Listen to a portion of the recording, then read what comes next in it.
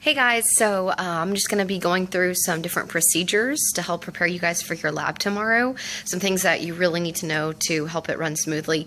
And also it's going to save us time so that you can get started on your lab earlier. Make sure that after you watch this video that you take the quick quiz that is on the website right underneath this video. And that's it. All right, here we go. So the first thing I want to look at are lab safety instructions that you need to know for this video. So let me switch the camera here. So here's the general lab safety rules, and these are going to be posted throughout the lab. The very first one, I hope you guys kind of learned that one today with the instruction diagnostic that we did. It says to make sure that you read any activity thoroughly and understand its purpose before you actually do that investigation. So make sure that you're actually reading all of your lab instructions. So here's an example. It's a very, very short lab instruction, but here's an example of lab instructions. So you would actually want to read all the way through the procedure and make sure you know what to do for that procedure. Don't read one and then do one and then read two and then do two. A lot of times you'll end up missing the reaction altogether, or you'll end up mixing things in the wrong order. So read through everything, make sure you know the steps, and then actually follow through the steps one at a time. Don't read and then do them. So I really can't emphasize the importance of that. Safety procedures that you guys need to know in dressing properly for this lab. You guys are going to be issued a set of standard goggles. So these are the goggles that you guys are going to be using tomorrow. You're also going to want to have your security badge. Hopefully you guys got to get those today in class. This is going to be your lab pass. You must have it to actually be working in the lab, and if I see inappropriate behavior or horseplay, then that will be revoked, and you will lose the ability to do the lab. Be alert means just watch out for things around you. Be aware of tables and chairs.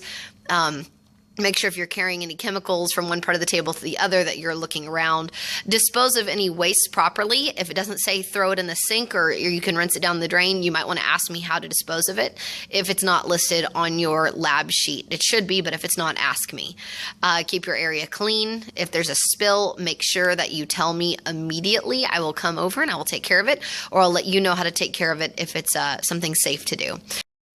So next up, again, I really can't tell you guys enough. You've got to read through all your instructions first. I just want to take a minute to kind of go through some of the individual things that you might encounter in your labs over the next 3 days and show you guys some safety concerns as well as some clarifications for some instructions that might be kind of iffy. So I'll show you how to do that. Okay, I'm going to switch over. So you're actually going to see this substance at a bunch of different stations that you work at. Calcium chloride, we actually use it in swimming pools for some things. You'll notice that it says that if there's contact with skin, eyes, mucous membranes, it is really, really going to be uncomfortable. So you don't want to let it touch you. Unfortunately, it looks a little bit like Dippin' Dot ice cream, but don't get me wrong, guys. This is not Dippin' Dot's mucous membranes and you in this. It's very, very unhappy times. So I just wanted to show you guys what that looks like. If this spills anywhere, it's easy to spill. Be careful with it. If it spills anywhere like that right there, let me know so I can come over and pick it up with some paper towels or gloves. You should at no point be playing with this in your hands or touching that. Okay, so the next thing I want you guys to be aware of is a station called Sizzling Sunset in a Baggie. This is actually my personal favorite station. I really want to emphasize to you guys the importance of reading through all these instructions before you actually conduct the lab. The pictures help, but I want to just kind of clarify this just a little bit here. So at the beginning of the lab, you guys are going to be given a Ziploc bag. Inside the Ziploc bag, you're going to have to put 2 separate powders, and they need to go on either side. So how are you supposed to keep those powders separate? You're going to use your hand and make a karate chopping motion like this, and you're actually going to come up underneath the bag. And so you're going to have one partner actually hold their hand underneath. We call it making bunny ears. So you're going to make bunny ears with either side. Then another partner is going to measure out each of the powders on either side and fill up either side with those powders. Again, don't mix them. After that, it's going to ask you to do something crazy. One partner is going to measure out some liquid in a measuring cup, a portion cup, out to the side. And then it's going to ask you to put this portion cup with the liquid in it inside of the baggie without spilling it, and seal the baggie. So this is going to take 2 to 3 people minimum. The person that already had the baggie separated, you're going to turn your hand and you're going to hold the cup just like so, and while you're keeping the two sides separate. The next step you're going to do is actually take this cup. It's totally possible with the help of a partner. Your baggie should be 100% sealed. You're going to pour half of the portion cup in this side and half of the portion cup in this side. The reason being is that you're going to have two separate reactions on each side, and you don't want to mix those. Then at the end, after you've observed both sides, then you can take the whole baggie and shake up the whole baggie to see what happens when you mix everything together. If you have any questions on Sizzling Sunset in a baggie, call me over and I'll help you guys out.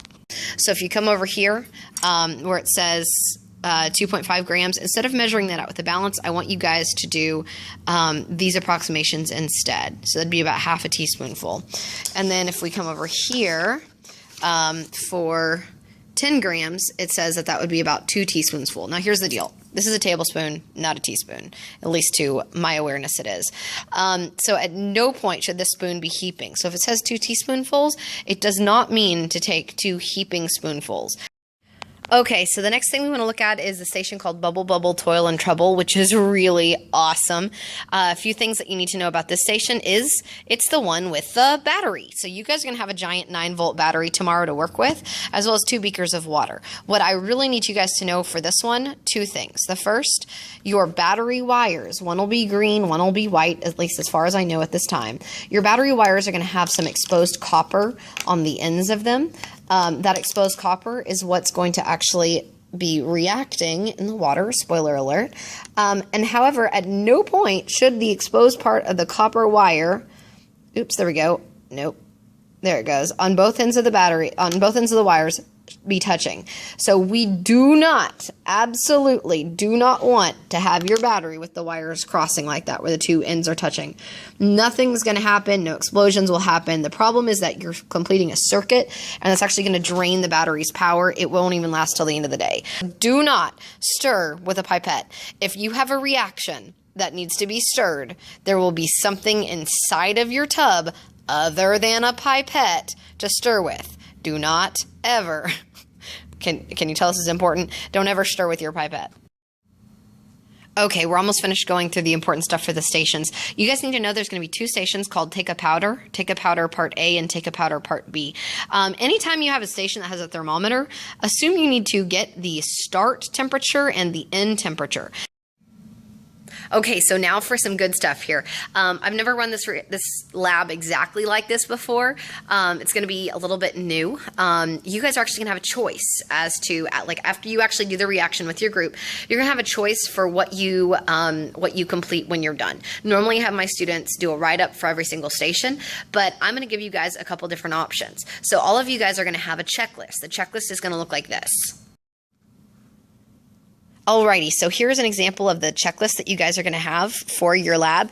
Every single student will have this, and everyone needs to fill this out. This is not a group effort. Now, you're going to do the actual labs and the reactions in your group, but every single person is going to have to fill one of these out. So it looks like you guys have about 7 different stations here that you're going to be rotating between during this lab. Each one of these is a full lab, so y'all will have probably about 12 minutes for each one. We'll have about 3 days to actually go through all of this. For each one, this is a checklist, so you'll need to choose an option. So for Sizzling Sunset in a Baggie, it looks like there's a short answer quiz, or you could add to the station's mural. So if you want to do something online, that's a lot easier, or if you want to, if you're more like artsy, you can do the mural thing. For this one, for Witch's Brew, you could do a critical thinking short answer, or you could create a 3-panel cartoon. Some of them don't have a choice, so you'll just need to go to that website. The easiest way to do this, everybody needs to keep one of these and hang on to these. These are going to be turned in every single day at the end of the lab. But in order to access those links, the easiest way to do that is to go to our website. Let me see if I can hold this right. Go to our website and then go to, under Science Hub, go to the links used in class. And you'll do this every day when you guys come in. And then this is going to be the digital link to this checklist. So I'm going to click on this. You don't actually need to fill out anything on this actual checklist online. I know it says first name, last name. You don't need to fill that out. The only stuff you guys are going to need to fill out is if you click on these links on there. So if you're doing Sizzling Sunset in a Baggie and you're like, I think I want to do the short answer, then you'd go up here and you'd click on that link. and it's going to take you to that short answer. Now, these you are going to have to fill out. You will need to submit them. They have a star next to them. That means that you gotta fill those out in order for it to be submitted. Some of these are quizzes. They'll be graded right on the spot. If you get a bad grade, because you can check your grade when you're done, then you can retake it. So let's see, describe reaction on each side, blah, blah, blah, and they'll submit it. But this won't let me submit it because I didn't do my first and last name. So after you guys take this, again, you can check your grade, see how you did. It'll tell you how much points each question is worth.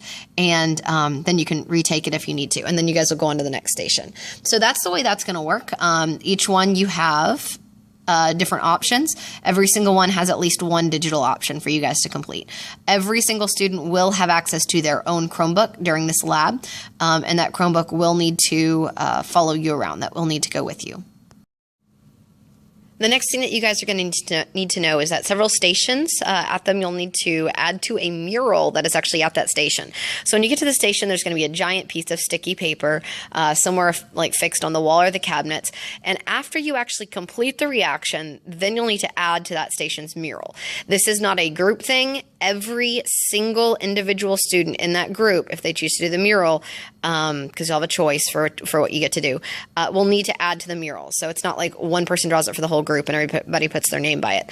The thing I want to tell you guys about the mural is that you'll choose one of the prompts that's on the mural. You'll add your own input. So if I did Sizzling Sunset, okay, you wouldn't actually draw a sunset. I'm just giving you guys an example. Please make sure that if you draw a sketch or if you write an explanation, that after you finish, you put your first name and your last initial by your drawing. Otherwise, I'm not going to know it's you, and I won't be able to give you the grade credit for that. So again, if you do a mural, if you're writing on the mural by that station, if you add to it, make sure to put your first name and your last initial. So your grade for this lab is ultimately going to come from these choices, these options that you choose for your chemical reactions lab. Depending on where we're at on day 3, I'll let you know how many of these you have to have completed. Let's do science. Aw, yeah. Strip matter out.